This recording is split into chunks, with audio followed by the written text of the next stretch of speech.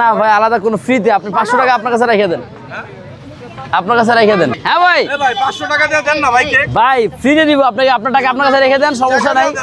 না আমরা হচ্ছে কি টাকা দিয়ে বিক্রি করবো না ভাই, আবেগ কখনো টাকা দিয়ে কেনা যায় না। তাহলে আপনি যদি ব্রাজিল করেন, আপনি আর্জেন্টিনার গেঞ্জি পরছেন। ভাই আমি ব্রাজিল আছি ভাই, এই যে ভাই এই যে তলে আছে।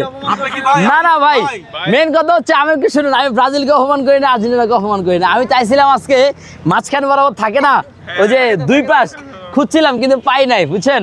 আর তার মধ্যে এটা জার্সিটা হচ্ছে কি আমার আসলে অ্যাভেলেবেল হয় না, মানে আমার থেকে একটু বেশি শর্ট এটা, যার কারণে হচ্ছে আর্জেন্টিনা যেটা যেহেতু কমফোর্ট ওটা পরে চলে আসছে ভাই। যে গরম আজকে, হ্যাঁ আমি কোনো সাপোর্টারকে হচ্ছে গিয়ে অন্যভাবে দেখি না, সবাইকে সমানভাবে দেখি, যেহেতু সবাই আমার কাস্টমার।